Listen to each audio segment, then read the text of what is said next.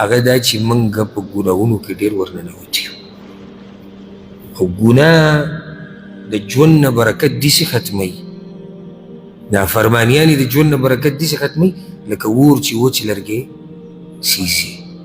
زما دې په الله قسم که ته دې سوچ کې پروت یې چې زه به ګناهونه او نافرمانیانې کوم او وخت برکتي غواړم، زما دې په الله قسم وي که تا په ژوند کې برکت ولیدو. ځکه چې ته داسې دوه شیونه جمع کوې چې هغه جمع کېدی نه شي. لکه یو طرف ته زه وایم زه به د الله نافرماني کوم، بل طرف ته د هغه الله نه غواړم چې دغه د نافرمانۍ په دې وخت کې ما ته برکت واچوه. هسې دا کېدی شي چېرته؟ موږ ګناهونو خراب کړي، هغې د لاسه زموږ ژوند هغه بې برکته شوی دی. زمونږ ژوند په پالتو کارونو کې تېر شو. زه دا وایم زه یم هغه هم کامیاب دی، ما راته په اول سر کې وویل زه یم هغه هم کامیاب دی چې دا خپل وخت لا د دنیا دپاره ګټور کړي. زه صحیح ده دین خو یې پکې ونه کړو او دا هم یو تاوان دی، خو دومره دی چې د هغه تاواني نه ښه دی چې نه دین دی نه دنیا ده.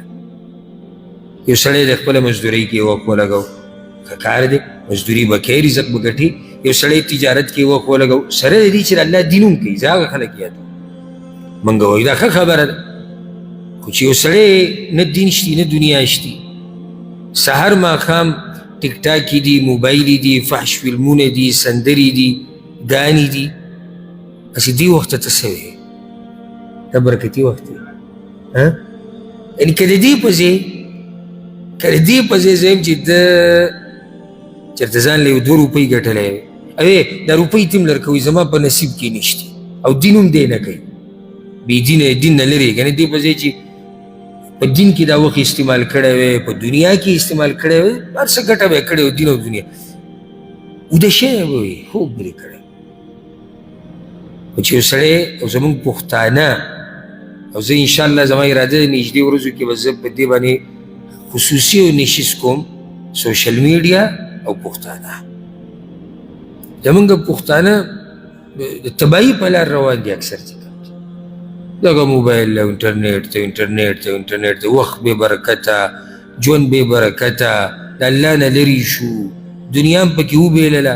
په ګیمونو کې چې کوم تاوانونه خلکو کړي دي، په ګیمونو کې د آنلاین ګیمونه چې کوم او طریقې ولې راوباسي. نن سبا خو مفتیان کورني مفتیان هم میلاویږي، داسې مفتیان پکې هم شته چې که یو پیاله چای دې پې وڅښو نو کیسه به څه کي بدله به یو کس ما ته وي موږ یو کس ته ښځه طلاقه کړې وه، مولوي صاحب پسې ورغی، وی مولوي صاحب ته ووایي چې ما داسې کړي دي، او هغه داسې د دنیادار مولوي صاحب و که نه، وی هغه ته وایي طلاقه دې کې دویمه خبره شتي نه. بیا هغه له ګاډي ته کړی او زمونږ په ملکونو کې چې سړي ته ووایي چې لږ نو خو پوه شي چې ګاډي ته څه کېږي. که په هر اداره کې هغه هر ادارې کس ته دې وایي چې لږ خبره کوو، دوی څه خبره مبره کړې ده، بیا مولوي صاحب راغی چې ما سوچ موچ وکړو دا ښځه نه ده طلاقه. څنګه نه طلاقه؟ وی تا څنګه ویلي و ښځې ته؟ وی ما چې ته طلاق وی نه کېږي که نه، اصل ټکی دی طلاق. چې تا ویلی وی چې ته طلاقه یې نو بیا څه یو تا خو تا ویلی دی او دا دی طا، نو تا طلاق ویلي، طلاق خو بروۍ کې سره شتي ده، دا ښځه نه ده طلاقه. دا ګیمونه دا جواریانې نن سبا پښتنو کې عامې دي، په ډېر افسوس سره دا خبره کوم. او هغوی زموږ دا ځوانان لیوني کړي دي، لیوني شي. ما قیسې واورې، ما ولیدو هلته ځوانان لیوني شوي دي. ولې وایي ده پکې 10 لاکه بېللي او د 20 لاکه بېللي، د 15 لاکه بېللي، ده د پلار نه ګاډی بولې هغه یې پکې خرڅ کړی، جواري، ښه آنلاین جواري، او نوم وله څه ورکړی؟ ګیم. زه ګیم کوم؟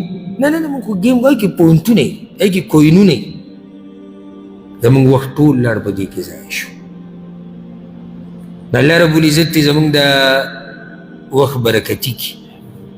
الله رب العزت دې موږ د هر قسمه ګناه نه او د هرې نافرمانۍ نه دې الله رب العزت موږ لرې کړي. او الله رب العزت دې زموږ د زړونه دین او دیندارۍ ته کولاو کړي. او الله رب العزت دې څنګه چې موږ دلته راجمع کړي یو، دغه شان دی الله موږ او زمونږ مور او پلار او مشران ټول دی الله په جنتونو کې رايوځي کړي.